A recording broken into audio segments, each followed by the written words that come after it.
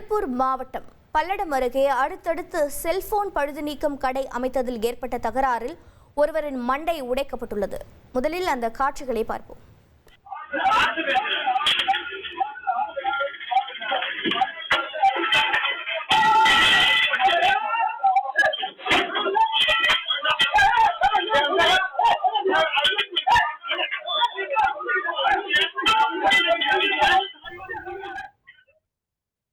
இது பற்றிய கூடுதல் தகவலை செய்தியாளர் அருண்குமார் வழங்கிட கேட்கலாம். அருண்குமார், வணக்கம். இந்த சம்பவத்தின் மீது காவல்துறையினர் என்ன நடவடிக்கை மேற்கொண்டிருக்கிறார்கள்?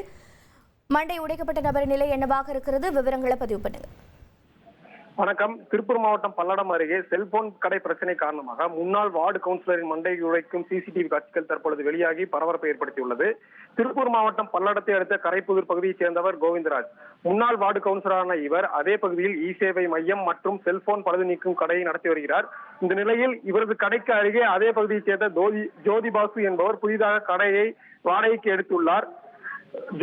கோவிந்தராஜ் கேட்ட பொழுது அவர் செல்போன் பழுது நீக்கும் கடை அமைப்பதற்கான வேலையை செய்து வந்துள்ளார். இது குறித்து கோவிந்தராஜும் ஜோதி பாசுவும் ஏற்கனவே செல்போன் கடையை வைத்திருப்பதால் இங்கு வைக்கக்கூடாது என கூறியிருப்பதாக தெரிகிறது.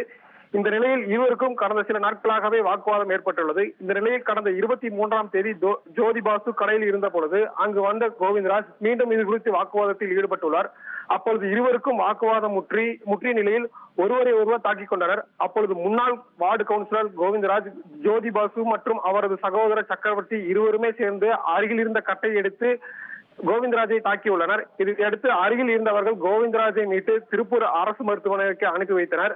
அங்கு கோவிந்தராஜுக்கு சிகிச்சை தற்பொழுது அளிக்கப்பட்டு வருகிறது. இந்த நிலையில் இது குறித்து கோவிந்தராஜ் அளித்த புகாரின் அடிப்படையில் பல்லடம் காவல்துறையினர் சகோதரர்கள் இருவர் மீதுமே தற்பொழுது விசாரணை மேற்கொண்டு வருகிறார்கள். தற்பொழுது இந்த சிசிடிவி காட்சிகள் சமூக வலைதளங்களில் வைரலாகி வருகிறது.